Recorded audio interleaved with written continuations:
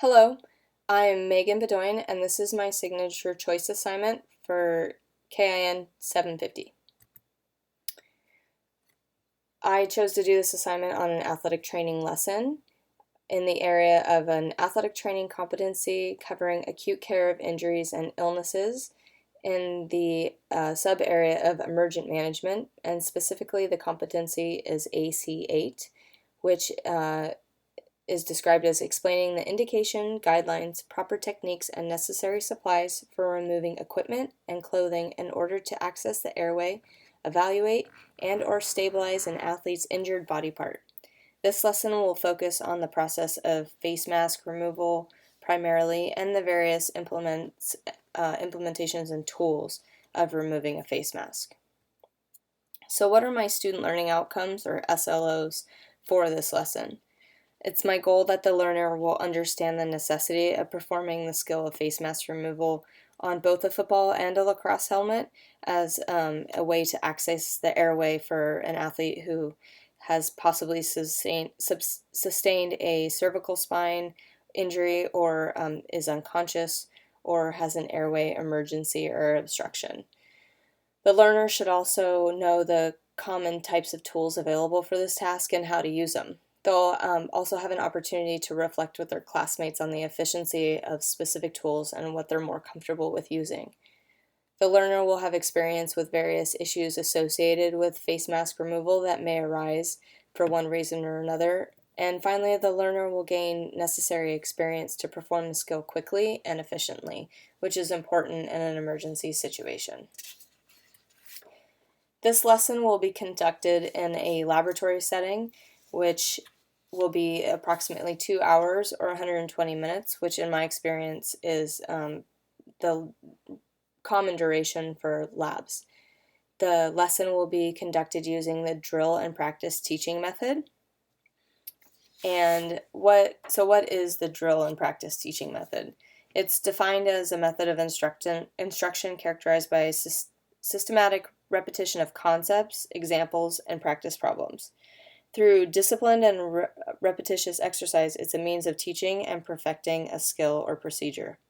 It promotes the acquisition of knowledge and skill through systematic training by multiple repetitions and engages in a rehearsal to learn more or become more proficient.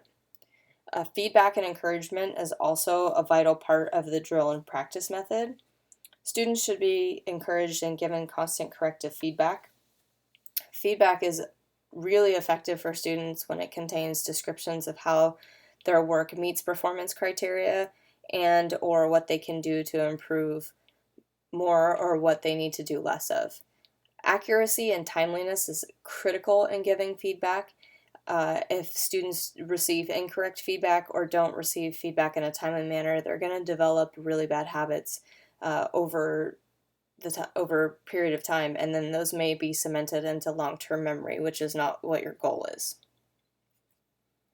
So the benefits of the drill and practice method is that drills develop movement skills, speed, coordination, and enhance confidence and self-esteem.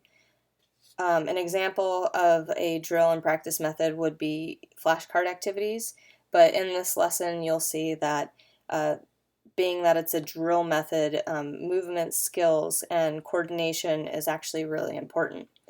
Effective rehearsal can also be developed by using the drill and practice method, and with effective rehearsal, students transfer newly learned information into their long-term memory, which, as I said, is important, and that's why the rehearsal needs to be efficient and effective and appropriate and correct. The drill and practice method is also a very familiar skill and learning style for a lot of people. Think back to when you learn the alphabet. Well, you may not remember this, but if you've ever taught anyone the alphabet, or their 1, 2, 3s, or connecting animal sounds to the correct animal, such as what does the cat say? What does the cow say? And things like that. These are the drill and practice method, repeating something over and over again. Multiplication table is also another example of how in our adolescence, a lot of us engage in the drill and practice method to learn a skill or concept. So for this lesson, the students will have been instructed to complete a homework assignment prior to class, which is watching a YouTube video that demonstrates the proper techniques for the process we're going to, or the skill that we're going to learn during the class session today. The YouTube video is a link here. You are more than welcome to watch it. It's also linked into my resources for you to be able to view. The video reviews skills they've already learned and accomplished, such as the basics of the log roll and C-spine stabilization and other necessary spine boarding skills. But the video also introduces new and unfamiliar skills that the students will practice during class. So in this lab setting, the students are going to get into groups of 3 or 4 students, and once in the groups, they're going to pick whether they're student A, B, C, or D. It doesn't really matter, but they're going to rotate according to their letter. But student A will obtain an index card from the instructor with a scenario. Then they will gear up in a helmet and shoulder pads as described on the card. Once in the gear, they will begin the scenario with their classmates as described, with student B being the lead rescuer. Student C and D are acting as the assistant rescuers. So once the students have completed the scenario the first time, they'll reassemble the equipment and then rotate positions. The student groups are going to repeat the scenario until all students have been the victim, as well as head rescuer and assistant rescuers. After completing the first scenario, the student groups are going to reflect on their performance and any difficulties they may have had in writing, and hold on to that. Then the groups are going to rotate index cards and or trade with another group and obtain a new scenario that's going to include a different tool or for face mask removal, a different scenario, and then the students are going to again go through this scenario several times until each of them have accomplished each part of the scenario. During this time, the instructor is also going to roam around the class to the groups, make observations, provide feedback if necessary, and answer any questions the students may have. So what are the scenarios? So the first scenario is that during a boys lacrosse game, a collision occurs between a midfielder or midi and a defenseman on the opposing team. The result of the collision was the midi's head snapping back as he struck the turf field. Perform initial evaluation and stabilize the player in C-spine. So this is a skill that the student has already acquired and is comfortable with. And so now we're moving into, after they're completing this, then we're moving into a new skill acquisition. So as you evaluate the student, he is in and out of consciousness. You have enacted your emergency action plan and the coach has called 911. While waiting for the first responders, you know the face mask needs to be removed. Begin removing the face mask with a screwdriver. This implement is simply a handheld screwdriver and not a cordless or electric screwdriver. This is our rut-row moment where, unfortunately, lacrosse helmets do not have to be reconditioned every year by law in most states, and 2 of the screws are stripped. So use the backup trainer's angels or gardening shears to cut through the plastic support clips. At the end of this, as I said, all the students go through it. They need to evaluate their performance with their team members and writings, basically noting any difficulties they may have, things they could have done differently, and they're going to hold on to that until they've completed all the scenarios. The second scenario is that while covering a JV and football practices, you are in the process of filling up water bottles with your athletic training students. Hearing collisions is constant, but you hear the yell of, "Trainer!" and see a JV player lying in the supine position. As you run to the player, you see that he is moving and conscious, but is having difficulty catching his breath. With a previous knowledge of the respiratory issues in this athlete's health history, you're going to enact your EAP and determine if it's necessary to remove the face mask and so that you have access to his airway if necessary. You're going to begin by removing the face mask with a cordless screwdriver. Again, all students are going to go through the scenario in their group and evaluate their performances and the tools that they used and write it down, and they're going to present this to the class at the end of the lab. So As the lesson wraps up, the instructors are going to have a member of each group come up and write 1 or 2 comments regarding their performance on the board and discuss it as a class. The instructor is going to provide feedback on issues or problems of successes with the groups, to better help the students understand where they could improve in their skill set. The instructor also needs to remind the students that this is their first time ever completing the skill and that there's room for improvement. Not everyone's going to be perfect at it. It's also important for this feedback from the instructor to be very specific so that the students have an example of exactly how to improve in the future.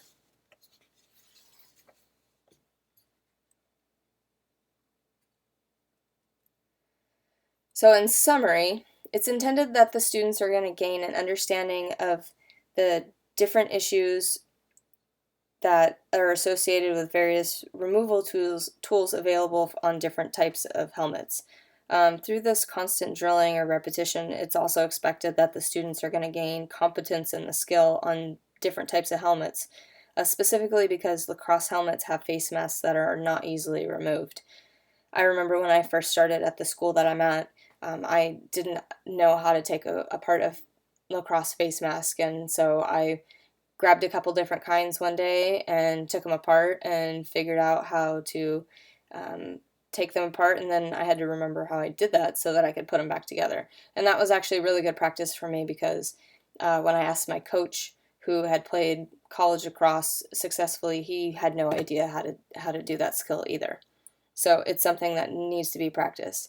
There's also a lot of tools and choices of tools to use, and although studies are showing that a cordless screwdriver is the fastest and easiest to use while creating the least amount of torque and motion, it's really important to practice using the different techniques that because students are going to be at various clinical sites, and also when employed in various settings, athletic trainers aren't always going to have a choice in the tool available to them to use due to budgetary restrictions or preference from their previous AT that held their position or a coworker who's been on staff longer. So several issues that, such as the screws not being able to be removed due to poor or lack of reconditioning is also an issue that may arise and should be practiced because there may be a need for a backup tool to be ready to be used, and the students or practicing athletic trainers need to be comfortable using a variety of tools. So it's important for the students to gain the understanding that yes, the cordless screwdriver is the gold standard, but it's not always going to be efficient, and they need to have experience with other options as well. Is the drill and practice method for everyone? No.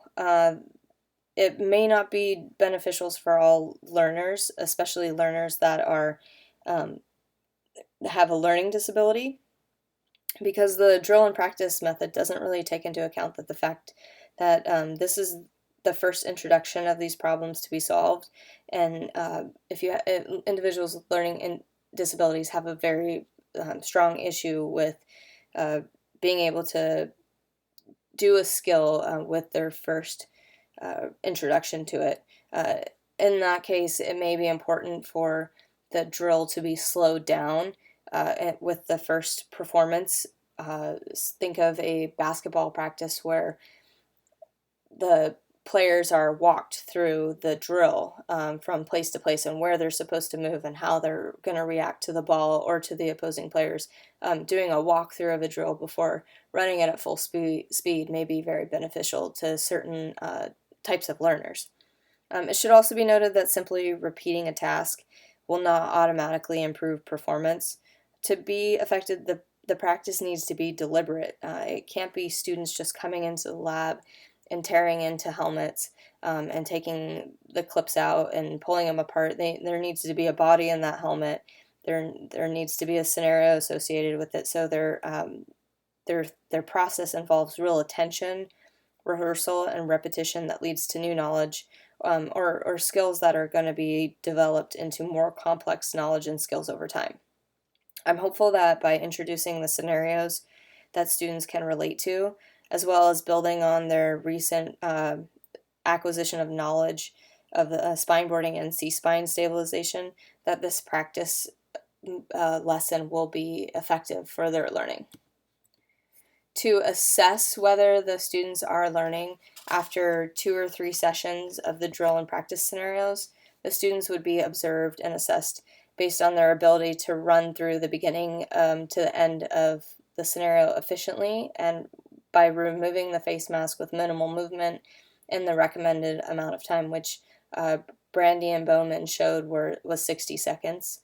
Although the minimal movement is a subjective rating in this scenario, I understand that could be an issue, but it's definitely assumed that adequate judgment by the instructor is appropriate while following the rubric here. So the rubric is based on a scale of 1 to 5, 1 being that they've completed or they've not completed the skill, and even with some feedback, they weren't even able to do it. And then a 5 being that they completed the skill very well and without any prompting or additional feedback. The scoring goes along with the appropriate steps, and the steps are outlined in Wangener's study, and he states that the first step is to maintain neutral position of the head and neck, obviously to remove the athlete's mouthpiece. This is something that needs to be acted out. It's not going to be a part of the lab scenario, but it is an issue because in contact sports where there is a helmet and face mask, those athletes are definitely wearing a mouthpiece, so it shouldn't be disregarded. The athletes need to, or the athletic training students need to cut through or unscrew the 4 stabilizing screws holding the face mask to the helmet. As described, sometimes the screws won't come out due to being rusted or stripped in place because the helmets haven't been reconditioned. And so they're going to need to have various ways to do that. During this time, neutral position of the head and neck needs to be maintained. The face mask needs to be removed completely from the helmet and not just flipped up. I know that's can be kind of it's like out of the way, but that can get into a problem if they are spine boarding the athlete, if the face mask is still attached to the helmet. The students should also have the ability to use various tools and use them adequately and appropriately. And finally, the last step would be to have appropriate time management and the removal of the face mask. It should take about 60 seconds to remove 4 screws out of the clips on the helmet, even without an electric cordless screwdriver. But if using an electric cordless screwdriver, it should be much quicker than 60 seconds. So, in conclusion of this presentation, I have a couple questions for you. I struggled in this lesson planning and finding a more effective way for the instructor to provide effective and immediate feedback to the students. So my question to you is, what other ways do you suggest that this could be accomplished in this setting? Part of the reason I struggled was that this was a lab class where several groups are drilling at the same time, and unless you're doing one-on-one sessions, which you may do once you're at the rubric stage, but in the very beginning, how are you going to give more effective and timely feedback to the students? And my second question to you is the drill and practice teaching strategy an adequate approach to teaching the skill? And if you disagree, what other teaching strategy would you suggest? If you agree with me that it is an adequate strategy, or adequate approach, what do you think really helped cement this as a good approach? So thank you very much, and if you care, and the next 2 slides will be my references.